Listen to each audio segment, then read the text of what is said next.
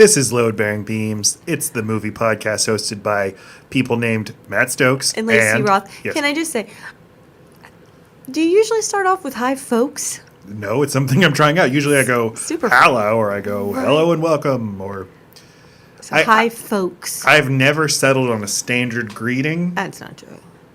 I feel like hello is what you typically do. No, I haven't done that in a long time, and I don't think I ever did it enough for it to become. But also, it's really stupid. I don't want to say hello. Okay, it is dumb. You could just say hi. I pay attention to lots of podcasts. My dream was to have a podcast with where there was no introduction at all. It just started talking, you know. Well, I'm glad we've achieved that. No, we haven't. I know. Oh. Okay. My previous podcast, the Never Trust a Bat podcast, just started like that. I would just be like, so when you're talking about the Beatles, there's a few things you got to know. And so you did your sex face? Well, like you're doing right now, you're doing your sexy sex face. So when you're talking about the Beatles, it's like a little Marilyn Monroe-ish. Oh. You want to try? Well, I am very coquettish when I podcast. I don't know, man. I don't know what to tell you. It's just I make stupid faces. So, big podcast news. We have headphones, and we're wearing them, and so we can hear ourselves as we talk, and it's going to take some getting used to. That's right. We were going commando before, which is what you call it when you don't wear them. Don't check. I know podcast lingo. You don't. And I can hear myself, and I sound really professional. I did the we record, and then when it's too late, I listen back and I'm like, this does not sound good, and then I make no adjustments and don't change my behavior at all going into the next recording. And if you've noticed, there are several episodes where it sounds like I am making commentary from the other room, but it's Matt's podcast, so we're hoping. Why is that? Because you have a big booming radio voice, and I'm a quiet little wilting flower. You're very quiet. I talk a lot, just not effectively. You have a. How would you describe your voice? Is it tinny? Is it? What the fuck? That's your first. It's a little tinny. It's tinny? Yeah, it's made of tin. Tell me someone else who has a tin voice so I can. I don't have it all cataloged in my head. No. You have so many good qualities. I don't have to praise your voice. We do a podcast together. I'd like to know my voice is shit. It's not that it's shit. It's tin. Tin's good for. I'm asking you to give me an example of another person who has that quality in their voice, so I can unhate you. This is for our marriage. Michelle Obama. You just pulled that out of nowhere. Do you mean that? Barack Obama. You're just naming people. You really can't think of one. Tina Fey. All right. Dude, I don't. Linda Belcher. You don't sound like Linda Belcher. You just have a very similar personality. Oh, okay. Have we talked about how much you identify with Linda Belcher? I find that I identify with Linda mixed with Bob. Wow. Okay, so you're like, I actually identify with multiple characters. Yes. I'm not saying she's literally you, but this is a very good, there's a lot of Lacey up there on screen when we watch Bob's Burgers. Yes. Much more than any other. How so? I make songs about lots of things, and they're usually unwelcome. I get childishly excited about random stuff, and then I get into it in a kid-like way. Not a lot. But it's kind of, I think it's usually a little bit surprising when I get really into something. But when I do, I get all in. I have little little teeny Tina, got my baby back. I've got it's all that shit, yeah. I've got standard nicknames, yeah. I'm a face. We're talking about Bob's Burgers and the character portrayed by John Roberts, actor, a man playing a woman, which Lacey's very mannish, so that makes sense. Also, he's a gay man, and Lacey's very much a gay man. I'm very much a gay man. Not in an appropriation kind of way. It's just the people I watch in film and television who most remind me of Lacey always happen to be gay men. Yeah, and because there's something very vaudeville or did something very theatrical in the way that I get upset. Not to stereotype gay men. No, I'm doing not Linda. all like that. Yes, I know. I'm just saying.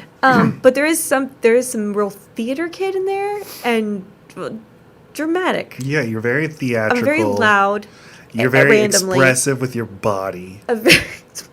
You have a Cosmo Kramer thing Yes. where you react to everything like very big. Right. Like you hear a What? noise and your whole body will like do a 360. I once did such a slide on the kitchen floor in reaction to something that a kernel of rice jammed into my foot like a splinter, the whole grain of rice. So yeah, I'm awkward with my. You get lots My of random movements. injuries, like oh, so random. Like you get injuries that when you describe them are like, yeah, you would get injured that way, wouldn't you? Like I dropped all my popcorn in the toilet, or stuff like that. Yeah, did that happen? No, but I mean, you should probably, I kept trying to think of You a good fall down one. the stairs a lot. Okay, that like 3 times. You get a lot of injuries that if we had a bad marriage and you were telling people at work about them, they'd be like, sure. I always hit my hip in that same spot on the fucking wall. How am I hitting a hip on a wall? I'm doing it though. I've got a lot of knobby knees, knobby ankles, and that one toe. So those things get hit a lot. Oh, and I just don't watch where my body is. Spatial unawareness? Yeah, you lack spatial awareness. Except for that I'm a fantastic dancer. So do those two things go together? Who knows? Well, they clearly do. Oh, and she thinks she's a great singer, and so she's always trying to add that to things, and that would definitely be me as well, unearned great singer. You have a good singing voice. You're not great at Using it.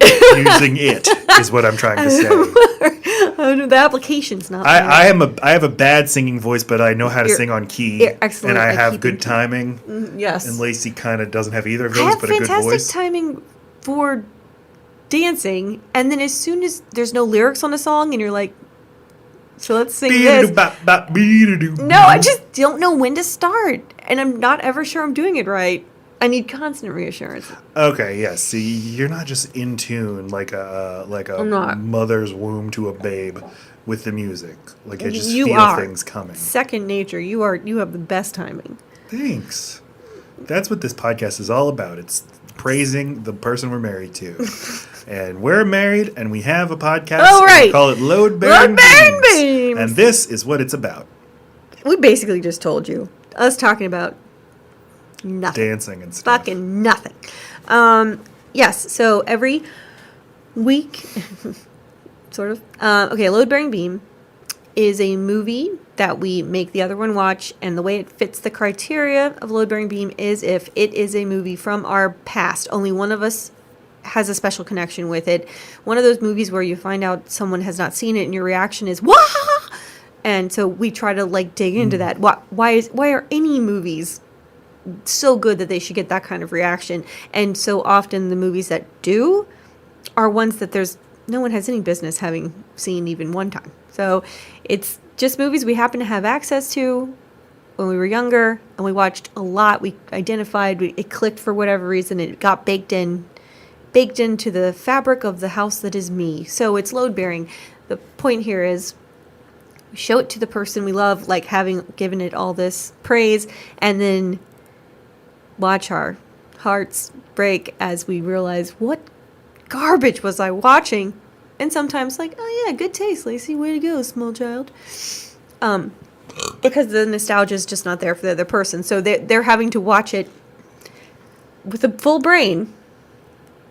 And I always like to say, you know, we're all busy people. You're busy, we're busy. Who has time to do anything? And we could be watching 8 hours of a documentary or whatever trendy show. But we're going to spend our evening watching a movie where the biggest payoff is going to be, that was a fun time, and now we don't know what to do with ourselves because the movie's over and we're just going to have to talk to each other or look for something else to watch.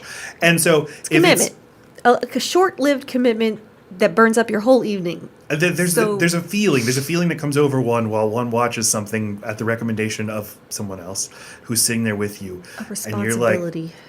hey, it's minute 35 and this thing sucks. And you did this to me. You did this to us. You're a war criminal. That's the kind of stuff we make ourselves do. Right? So For the podcast. For the podcast. It's all for the podcast. for the podcast. So this week we did Lacey Picked a Movie, Weekend at Bernie's. Perhaps you've heard of it. Yeah. Bernie, you son of a I bitch! had heard of it. I have to say, so you usually pick movies that either are like cult classics I've never heard of, or that's kind of it. Now, or maybe they skew more to the chick flick, or we would just stereotypically call it more female insensibilities. It's fine. But I'd never seen this movie, and I didn't know a thing about it other than, there's a dead person and they pretend he's not dead. But I didn't know when it was made. I think in my head I always thought it was older than 1989, and that maybe like Bill Murray or somebody might have been involved. Oh, Jesus. I don't know. I thought That's nice of you. this it had maybe more like SNL people on it. Oh. I didn't give it any thought, but I would not have said, "Oh, it's a movie from 1989." There's a big, like, it's about the Hamptons and the nouveau riche people and Wall Street Not money even and nouveau. stuff. Just capitalism and how empty their lives are and how much they don't actually pay attention to each other. They just care about their own wealth. And knowing that there's their a own dead good person time. that they have to puppet made me think like this is much more like wackadoo, Yes. silly movie, and what it is like a very dark, just very dark comedy. But you talk about the movie. What's your story with it? I mean, I certainly wouldn't have thought any of those things about it. Again, it's just like it's a movie that goes from a dreary place to a fun, happening place. So it's like as soon as they get on the Hampton Islands, which is not the Hamptons, by the way, it's North Carolina. But the movie it's filmed in North Carolina. Yeah, right. And yeah, just a little tidbit. But when anyone on a boat who gets a drink and people are dancing and now they're in short pants instead of they're like, well, in New York they were hot and working and they had shit apartments and then they get on a boat and it's like, da, da, da, da. Okay, it's not circus music. I was going for steel drum there. That kind of thing always was an appealing. That alone would have made me enjoy the movie. And I just really like physical comedy. And this movie is all, I mean, there's a lot of slapstick. Mm-hmm. A lot of like convenient timing, and a comedy of errors get it to where they get away with something. Sorry, are you saying that that seeing a movie where people are like having fun in a pleasant environment makes you like it? When it switches drastically from something dreary to something fun, I just do. I can't think of many examples where I don't know, the movie, it's like Dumb and Dumber, right? It just takes this big turn into a happy, they just do really well at living it up. So the movie opens in New York City. It is so 80s. The font is very like TGIF sitcom, like Full House style font. It's got sort of that 80s color, like grime, There's grime? Yeah, kind of grimy New York, but, it's exciting. You can feel it. You can feel the pulsating energy. And you meet our two protagonists, and the names are big above the title. Andrew Marchand, right? Jonathan Silver. No, Andrew Not McCarthy. Marchand. Who is Andrew Marchand? No one I listen or watch. Yeah. Jonathan Silverman, and the movie poster has their names big above the title too, and I'm like, I've never heard of either of these guys. What? Andrew McCarthy, he's a national treasure. He's in a million good things. Yes. He's in, he's in Mannequin 1, Mannequin 2. He's in Weekend Burries 1, Weekend Burries 2. Andrew Marchand is a sports writer for the New York Post. Oh, what, shocking! I don't know who that is. Me neither. He's in Pretty in Pink. Is it Pretty in Pink? Well, I come to find out Pretty in Pink. he's a member of the Brat Pack, yes. something I have no knowledge of. In fact, it didn't even occur to me. Yeah, you have, but he wasn't in the Breakfast Club, so I don't know. He's in St. Elmo's Fire, and he was in Pretty in Pink. Membership in the Brat Pack is, it's controversial as to who can be a member, but generally accepted if you were in either St. Elmo's Fire or Breakfast Club, then you're considered a member. That makes sense because Ducky from Pretty in Pink is not. Okay. And he's such a type, an archetype of like that kind of character was repeated in lots of movies after that. Yeah, I feel stupid that I didn't realize until I just said it 2 seconds ago that Brad Pack comes from Rat Pack. Oh my God! And then the frat pack of the early 2000s, your Vince Vaughns and your Luke Wilsons and basically the stars of old school. That too. Wow. I'm an idiot. You are worth really divorcing. Stepped in it this time. But who's the okay? So yes, I'm reading his filmography, and I'm like, all right, yes, this guy seems like he was a big deal in the '80s. I've never seen any of these movies, so and he hasn't stopped working since. He doesn't exist to me. But I'm looking at this other guy's filmography, Jonathan Silverman, and I'm like, I don't know him from anything but this. He's worked in like lots of TV shows that you will have never heard of. Yeah, he did this. He did this. He was fine. You know, I mean, and Andrew McCarthy was actually supposed to be him until he read the script and was like, nah, shitty sidekick's better. And he's right. Shitty side? You think he's the sidekick? Yeah. So who these two guys are? Well, the movie thinks he's the second person as well. Well, I think he's the star, but sorry, wait. Let's slow down. Yeah. So Andrew McCarthy is top billed, and you're saying his character's Larry. Mm-hmm, Lair, and he is the sidekick. Yeah, that's how they, best friend sidekick. But I guess the guy that does not get the girl equals sidekick. He's less the straight man. I mean, he's more the instigator of chaos. Yeah. I don't think of him as a sidekick, and he's so much more interesting than the other guy. Very much more. But that's why he picked that part. I mean, he was the more famous person, so he got to choose which one he wanted, and he picked the right thing. Playing no, we should call the cops. Oh, boobs. That's not interesting. I fucking hate that other guy. I rarely think this. Like, this fucking guy, as in, like, if he were my friend, I'd stop being his friend. Nice guy? Yeah. The quote-unquote? Oh, because nice guys are always odious. They're like, I'm a nice guy, but like I'll date rape a woman. Who cares? Like that guy's all into that. He does a bunch of not nice guy things the entire time. He just keeps going back to we need to call the cops. What are you doing? Let's keep doing it. If you weren't doing it, it's with a movie like this. You have to have that. You can either They work in corporate America in New York. They look at numbers. They're pre-cubicle workers too. They're like before cubicles were. They're assembly line workers is what they call that when the desks are just all in a row. Okay, it's extra sad. Well, they look at numbers and they crunch them. They work real hard, real long hours, and Jonathan Silverman keeps saying, like, this is all going to be worth it. Well, you'll see. We just got to work hard and put in the hours and show the bosses that we're worth it, and all our dreams will come true. Reach our goals. Set the goals and reach them. And I could not tell throughout the movie if I want to give the movie credit and say, like, it is satirizing and criticizing that mentality and criticizing the ridiculous consumption. It is here. But it says it was. Who says it was? The movie says it was. What does that mean? The 3 things I read about it said it did. But the 3 things you read about it. I don't know.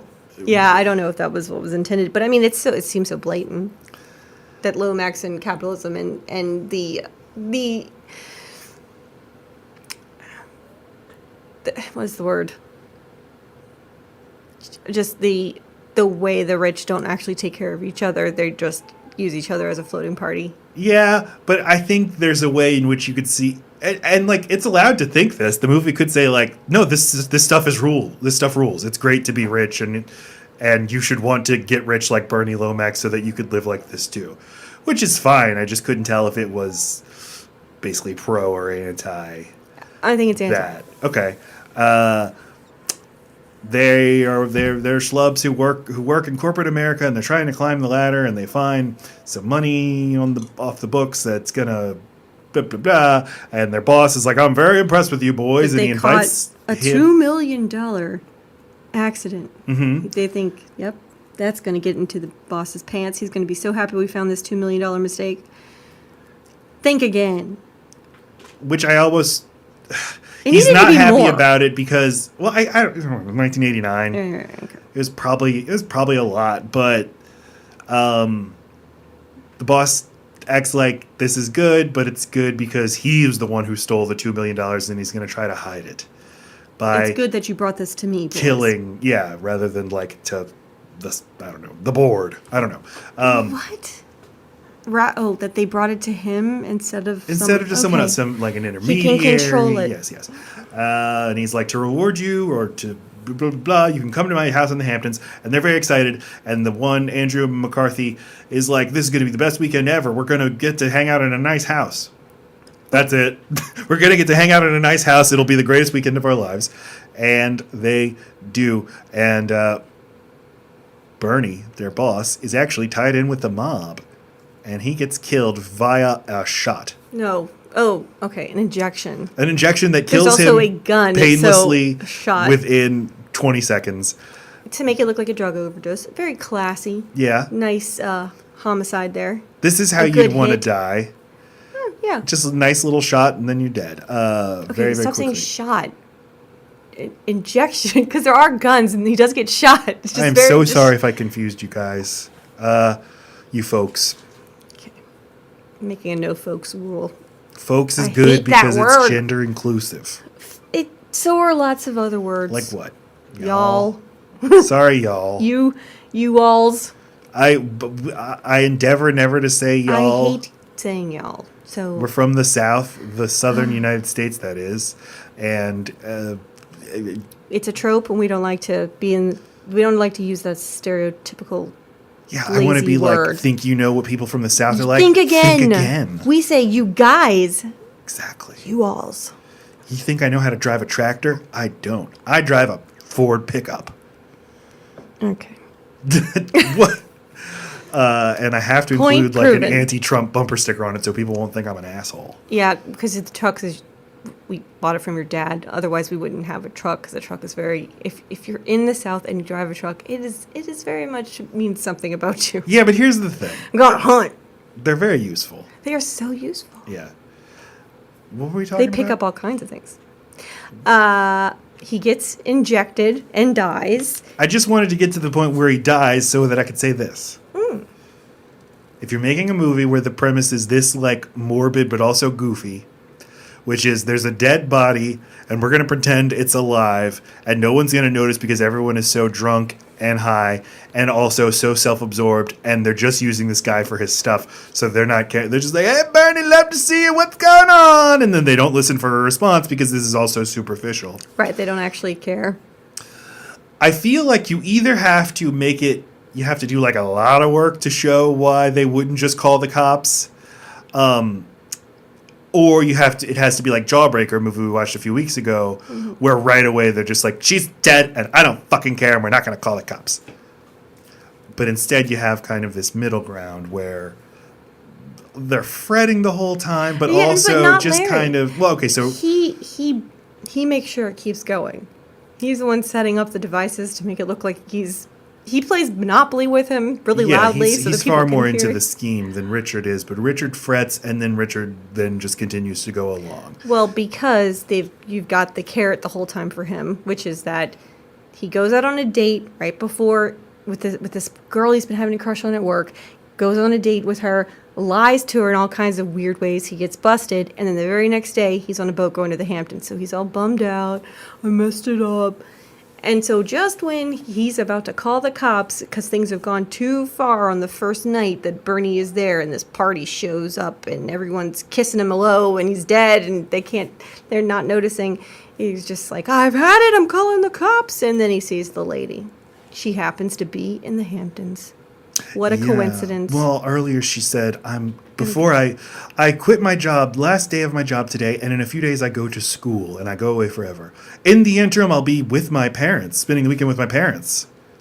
And it turns out at the Hamptons. And I dropped a stack of plates on the floor. I was so shocked. What? She's still in the movie? That line earlier was not foreshadowing. You know what I'm saying. Yeah. Anyway.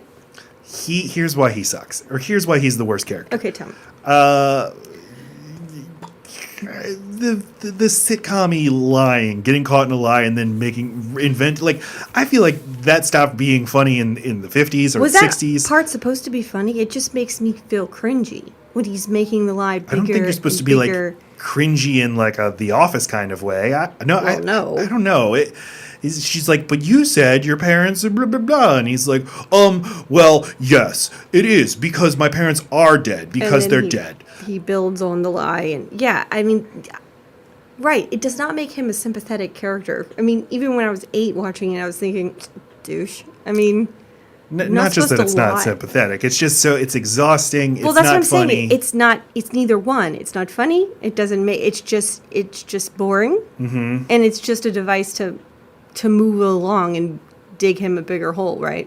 So that she won't believe him whenever he's trying to tell her that Bernie is dead, because now he's this liar that lies a lot. Why can't I think of the word? Pathological? That's the one. Chronological. He's a chronological liar. He lies in order. So he has that, and then he has just the stupid, pathetic devotion to if he just works the job hard enough. And when he gets to the Hamptons and he sees Lomax's nice house, and he's like, it's inspiring. Right. All this wealth. That is a weird thing to get a boner over. I'm going to aspire to this. Yeah, he's the worst. He's gross. He's a yuppie.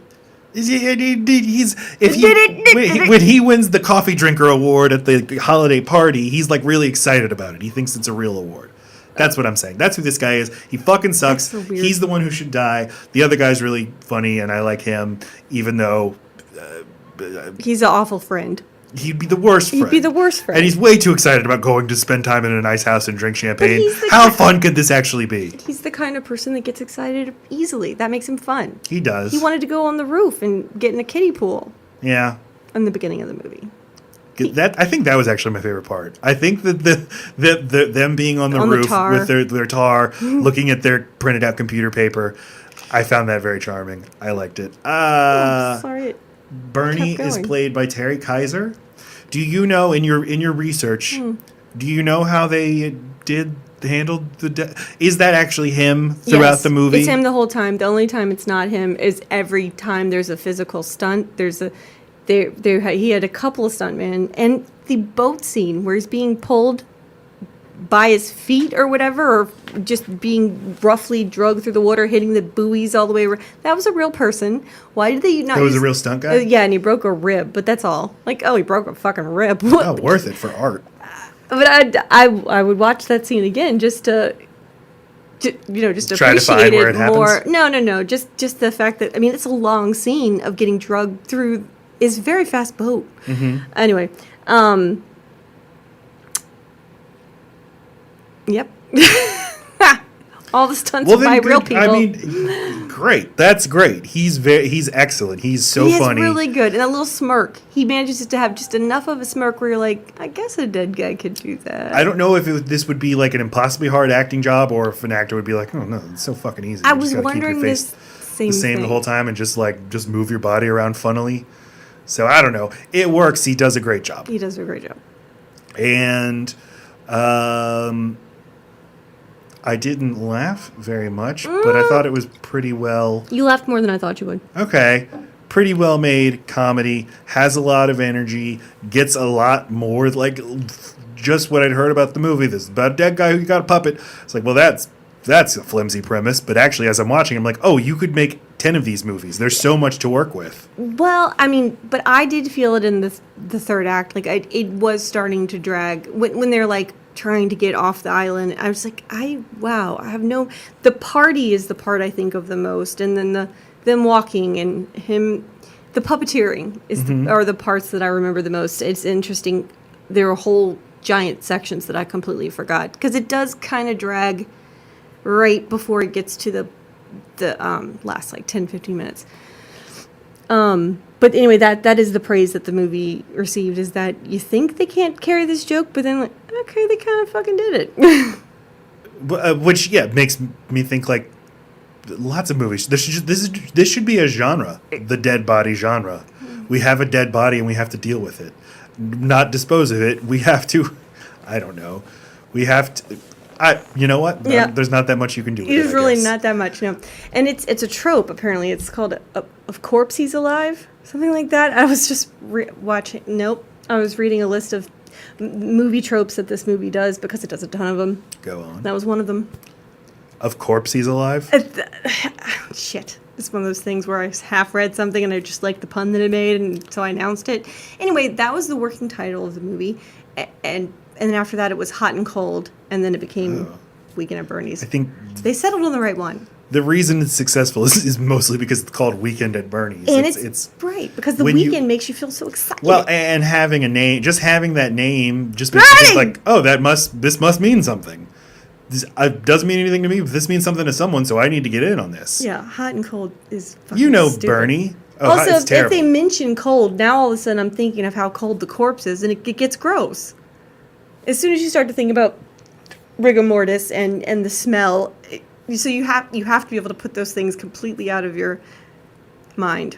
Which I did. I wasn't thinking of them at all. I like when Larry is playing Monopoly with the corpse and then just casually swatting flies off of it. That's funny. That's sweet. I like when the lady fucks the corpse. What? That's where it could have jumped the shark there.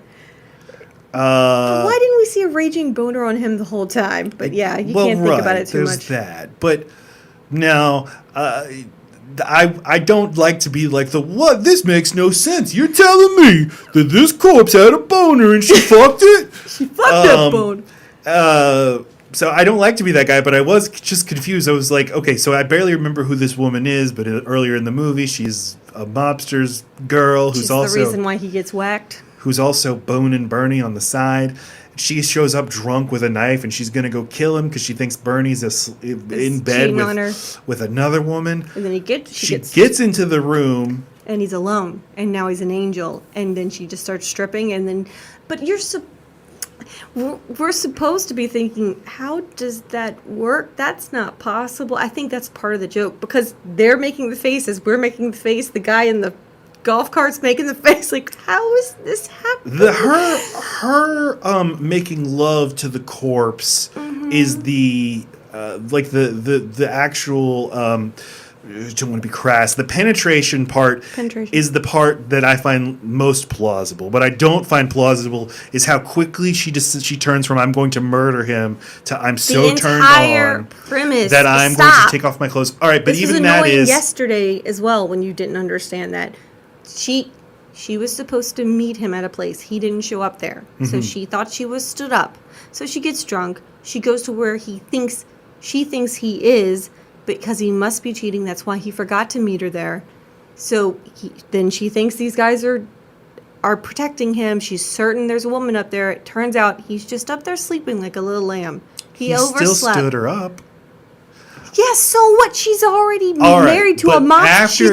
Again, she makes love to the corpse, sweet, tender love. Tell me. It goes really quickly. Oh, my God. And then... without hearing anything from him, she gets dressed, leaves, and goes back down to have a drink with strangers. And she's like, yeah. She was really drunk.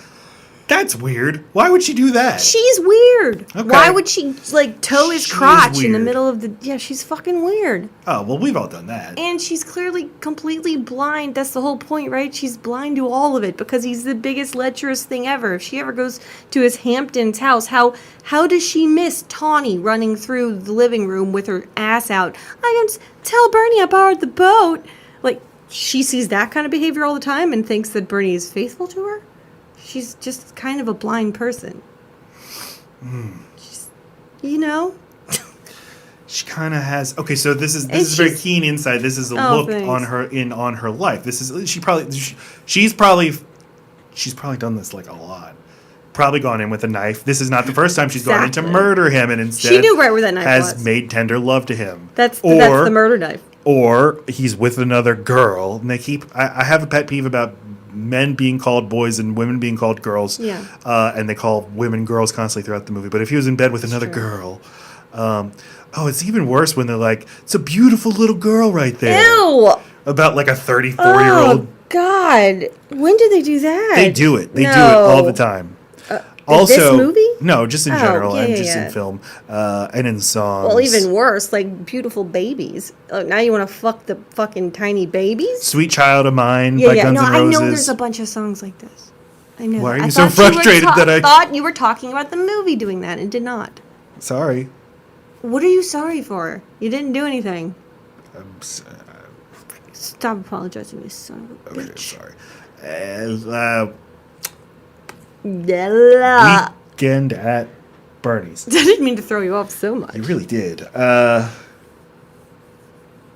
don't know. He seems okay to me, Bernie?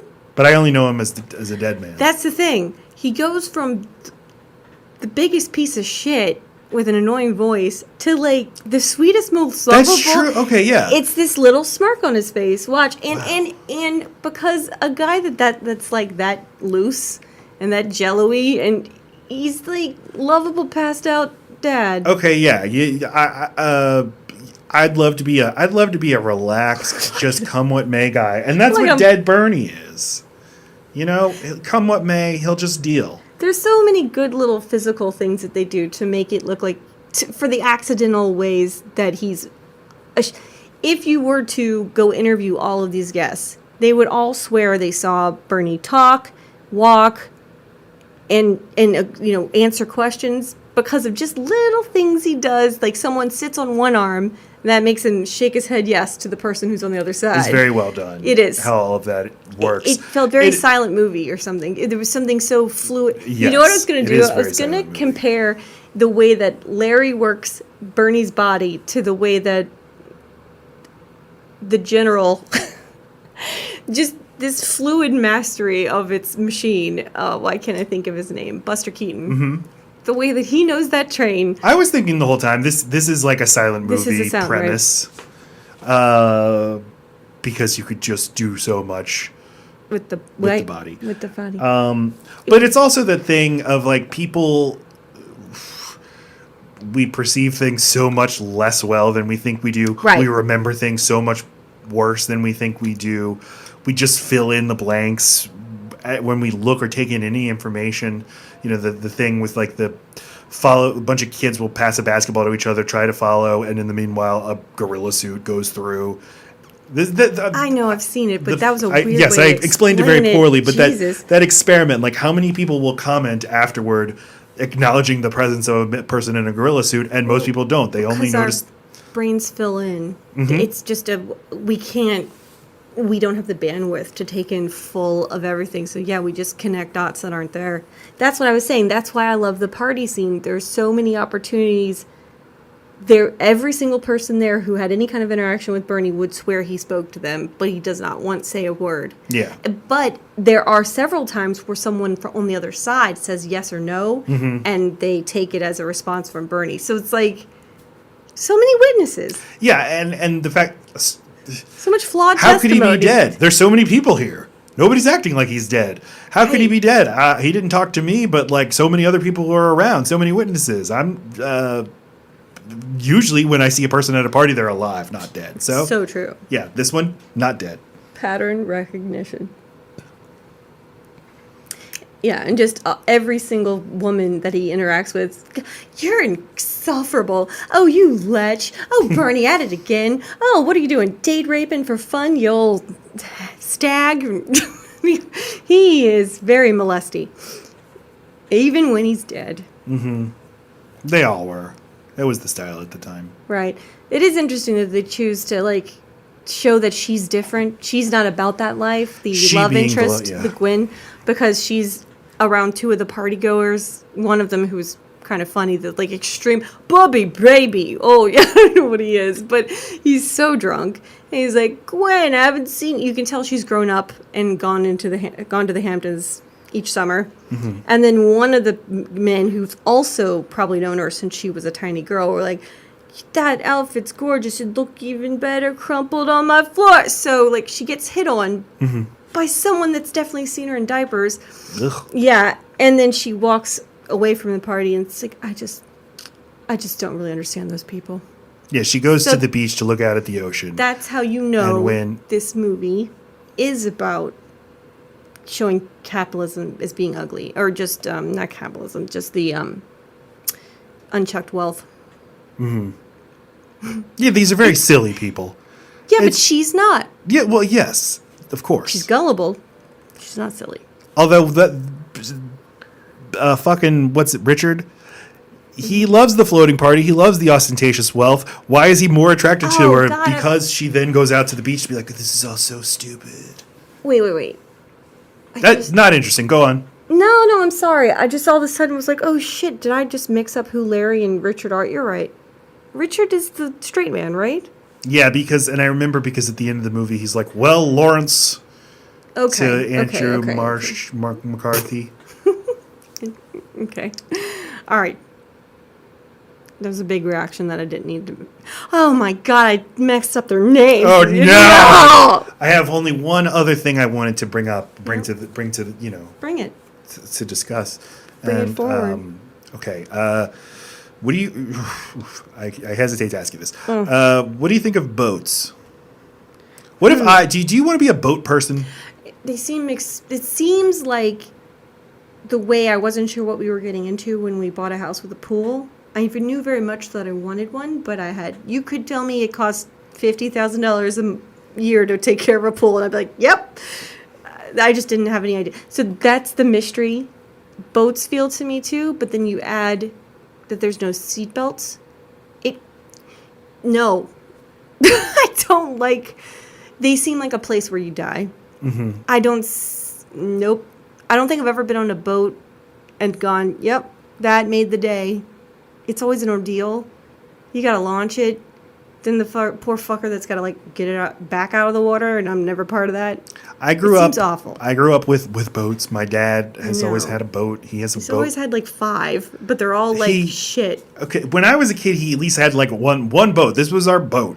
And it was, a boat that his dad owned, but it worked really well. It's just like a small. He didn't have to kick it to start it. For a family. Use the steering wheel from his own truck to drive it. And as he got older, he bought a piece of land so that he could build a warehouse on it in which he could store boats that he would go acquire from for $1,000 through a newspaper boat ads. Hospice in there. It is a boat hospice. Yes. There are boats. So just sorry, Dad. I know you listen. Does he? No. Oh. But boats that are decrepit and depressing, and he's never going to take them out. But it makes him happy that they're all there, and I understand. I love having all my stuff, near me. I like to be surrounded by my stuff and to think about it and look at it. It's all got roaches living in it. Well, he loves roaches. Oh, okay. So it's fine. Okay, but going out on the boat was all I associated with it is stress. Yep. It's an ordeal. Your mom it's yelling. Work. My mom yells at my dad. The boat's always broken. He can't fit. You have to, build in 3 hours of time to figure out what's going wrong with the boat so you can eventually get going. And then you're just stuck out on the river with, your family and cranky mom. And yes, Lacey? And it's you're in a wake zone for fucking ever. So you're like, okay, can't wait till we can get out here and go fast. We're in the slow part. Man, the slow part's taking a long time. How long is this fucking slow part? And then it's like, all right, cool, open water. Now we can really rev it up. And it's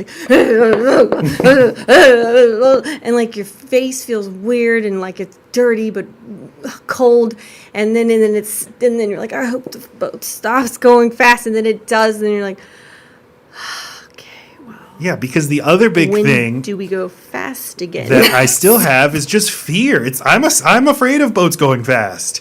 Yeah, people die in them all the time. Yeah, it's so easy to run over another a kid and kid on a log? On a tube. Oh, not a kid on a log. I never trust whoever's driving the boat. I don't trust them. I feel like no, they're not paying attention the way they should. A little too casual. And one time, me and my dad took out a skiff. What's a skiff? What makes it a skiff? Very small boat. It's basically the engine. Is there a motor? You use outboard a stick. A stick motor. I've got it. I got to it. point that I'm describing it to the listeners. You sound so knowledgeable. Okay, I know. I'm stipulated, not a boat man. But you grew up in the boats. Yeah, but that's so I aggressively disavow any knowledge of any boat terms. Fine. Okay, a skiff. You pilot by holding a stick that's attached to the engine, and you move it one way to make the boat go one way and another way to make the other boat go the other way. all the arm motions Right? for me. And I was like 14, and me and my dad went fishing. And because we've never caught anything, we didn't catch anything, and so it was miserable because of Ever? that. But my dad, I've literally not caught a fish since I was 6. And I've been fishing 10 million times since then. You're so not a fisherman. I just And- can't even picture you fucking doing it. Yeah, I mean, yeah. I went on a deep sea fishing excursion where they basically do it. They hook they do everything for you. They take you to the fish and they're like, put your fucking line in the water and the fish will come. It's like on The Crown where the Yes. queen goes stalking and the guy like just makes her follow him till he's like, okay, there, antelope. or Points the whatever. gun, puts it perfect shot, and then you move in and Yep. just press the gun button to make the gun do its gunnery. And so when we went on this deep sea fishing excursion, I then got seasick. Like within minute 2, went down to the bottom of the boat, threw up a lot, and slept for 3 hours until we went back to shore. That was the closest I came to catching a fish. I feel like I would have caught one if I hadn't gotten sick. I count it as a victory. The point is this. We were in the skiff, and my dad's like, you want to pilot the boat? And I was like, no. And he's like, oh boy, you should learn. My dad's not like that. Never mind. He was not like, oh, boy, you got to learn. But he asked if I wanted to drive the boat, and so I did.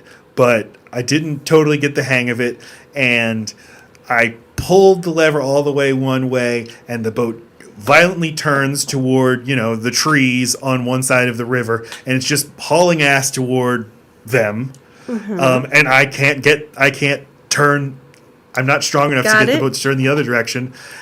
And before I know it, the boat has just done a 360, and the force of the boat spinning around that fast. Do you understand what I'm saying? It's Yes, I just don't understand. You said lost power, like the electricity went off. the engine shuts off because it's spun around too fast. Well, because of like water in it or something. Something like that. Sure. We're boat people. Yeah, so at 1 second we're hurtling fast toward our deaths, and the only thing that saved us was the fact that the boat Did a spin. spun itself around because that's... You're a shit driver. Yes, of course. Okay. All right, so this moment it still haunts me at night. I still think about I this didn't know sometimes. this about you. I'm never getting in a boat again with you. So scared about how close we came to dying. Too much power. And how blasé about it my dad was. He was like, That's what I'm saying. Anything with speed way too much power, yes. is power. That's why I'm adamantly against motorcycles. I do not see the fucking point. I want to go. My body is meant to go at this speed because when I bump into something at this speed, I don't get hurt that bad. Mm-hmm. You send my body a little faster. Bruise City. Okay. And take out all the stuff that makes you safe. Like But that's skin. why while I'm watching the boat section of this movie, which is a lot of the third act of this movie, No, that I really I'm lose just interest. so stressed out. Because I'm like, why are they driving this fast? They don't know how to drive a boat. Why would they insist on driving it this fast? There's so many times where they actually would have killed somebody. I shouldn't be thinking this about No, a comedy. I was too. But I was. But then the rich guy, that is illegal, sir. Like, he's not even yelling. He's so drunk. That's illegal. I have only one more question. I know we only said I only had one thing, but I have another question. All There right. was a Weekend at Bernie's 2, which you said you also love. I do. But What's the the deal reviews with say that? it's even worse. I can't remember How the does premise. it's the same corpse? Yes, but the corpse moves by itself now. What? Because of voodoo. Really? They go get it out of the morgue because he's got some sort of life insurance, some sort of if he's there to sign for something, they can get a whole bunch of money. So they go to get his body, and for some reason 2 parties know about this. So you've got the person. It's very confusing. I can't. It's been years, but that's where the Weekend at Bernie's dance comes from, because he dances in a conga line and he walks on his own. There's a dance? Anytime anytime music plays, it makes him stand up and walk and dance. Yeah, there's a Weekend at Bernie's dance. There's like a whole craze, like, they're in the aughts. What? Anyway, yeah, there's a Weekend at Bernie's dance, and I can do it for you. I do it very well, and I was doing it before it was ever like a dance craze. It's no longer interesting to do. I'm always aware of dance crazes, but this is one I missed. This is several years ago. It's little tidbits. You remember how there were several times where you and I both were like, is it dubbed over? Like, why are the voices seeming like they're not matching the lips? There's a lot of ADR that you don't have to. I don't know what ADR means, but don't tell me. Okay. Don't tell me, because I don't know if we were watching a different version of it, or if they just needed to make it more family friendly to make it any money at all. So they just anytime there's like curse words, they just dub over with something completely different. That's every time we saw it. They were saying something blue. That's what I read. I mean, that kind of happens a lot. ADR happens in general. It's something that just has to be done. There was a noticeable amount, and not in like we're changing the content so that it's less offensive. I mean, like they're like doing plot stuff where you're not seeing people talking, you're just hearing them in voiceover. Okay. There's an awful lot of that, which means like we had to find the movie in the edit. I see what you're saying. Mm-hmm. A little tidbit. That house was built specifically for the movie, and part of the agreement for them to get to film on the island that they did is that they could not leave any trace of them having ever been there. So they had to totally build that house, and then they completely took it apart and took it away after the movie. Seems weird, because it's a nice house. I guess. I don't know. You don't know the house was I'm not nice? Inspired like Richard is. Okay. Well, it's because it's furnished with 80s bullshit. It's still, you can tell it's whatever. The guy that wrote Rambo. The director. We haven't mentioned the director. Yeah. Ted Kotcheff. So that's why they have the guy that's the guy that he owes that he kicks in the butt. Bernie, get out of here. Kicks him in the butt, and then he comes back later to try to beat him up. That guy. Yeah. He's in Rambo, and he's also named the character name that he is in Rambo. Oh. Yeah, fun fact. That's fun. That's so fun. Yeah, no, Ted Kotcheff, the director, journeyman director, most notable credit besides this movie is he directed First Blood. So he is probably very rich, gets lots of residuals for setting up that franchise. All right. He probably makes a lot of money, is what I'm saying. I'm not inspired. And another thing was that there was a real life Weekend at Bernie's where... Mm. Why? Okay, fine. Never mind. No, tell me. Dude, it was as dumb as you think it's going to be. Two guys just took their dead friend to a nightclub and used his credit card. They just spent $400. They did all that just to spend $400. Like, he had died, but he was going to pay for the night, so they just took him with them. I mean, I get it. Sometimes when I'm really excited about something or, get some bad news, I'm like, just push that aside, deal with that later. Drag it with us. And you do that enough times, eventually somebody dying, you can just be like, I mean, I've ignored weird stuff in the past, so I can ignore this too. What are you talking about? I feel like I'm being very clear. You're just not listening. You're on your phone the whole time. I'm looking at the fun facts. I want you here with me. I'm on my goddamn phone all the time. I'm looking at Bernie facts, you fart. You think this? Do you like this movie? Yeah, I still like it. I thought it dragged. I wasn't into all the boat stuff, but everything else I liked. Yeah. And I want to watch the second one. Yeah. I give it a modest thumbs up. Out of what? So I do out of a down and an up. I do ratings out of 5 stars. A modest thumbs up is a 3-star. How would I know that? What do you mean? You're just not telling me for the first time? Or was I supposed to know that? I'm not saying you should. How dare you not know my star rating I'm system? asking where we are on this. Jesus. Yeah, you give stars. So when you gave it a modest thumbs up... I'm translating my star system into language you can understand. Okay, well, I give it 8 happy faces. That sounds good. Right, but unless you tell me that it's out of 24. I don't use that kind of rating system, do I? That's why it's not useful here. Okay, I give it 3 out of 5 stars. That's like the lowest you can give something while still recommending it. But like I compare this to Jawbreaker, which I gave 2.5 stars, and like Jawbreaker is a way more interesting movie, even though I liked it less. About a tangentially related premise. Yeah. Accidental death. Let's not an accidental death in this movie, but okay. Well, inconvenient death. Accidental for old Larry and Rich. They didn't kill him, but I got you. Okay, but as soon as you don't call the cops, you have committed a horrendous crime. That's true. Transgental.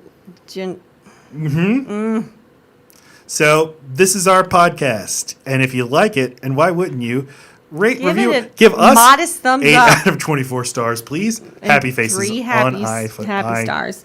iTunes. Load Bearing Pod on Twitter. loadbearingbeams.com/movies to see all the movies that we talk about. It's only 7:27 p.m. and Lacey's acting like... It's because our kid won't be quiet. I need to go see what he is doing. He has been hooping and hollering in bed. He wanted to go to bed at 6. At like 6 o'clock. He's like, all right, time for bed. He got all of his shit. Sure? He got all of his shit, and he just started going up the stairs. He's like, oh, right, but you don't seem tired. And he has been going to town. So we have this baby monitor, and I'm sure you've heard it, Yeah. folks, the chirping. whole time. We don't lock him up so we can do the podcast. He locked himself up, and now he won't shut it. And we're like, Mom and Dad are going to go podcast, son. That's what we do. And that's a euphemism for boinking. Going to Sheboinkin town. Going to Salami City. Ew! All right. At Vagina World. I didn't do as good a job as you did. Okay, love you. Bye. 3, 4.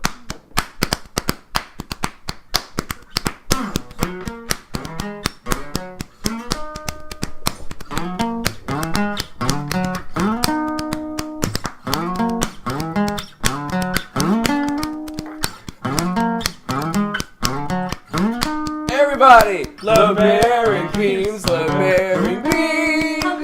Love bearing beams, love bearing beams. Love bearing beams, love bearing beams. Spider-Man, love bearing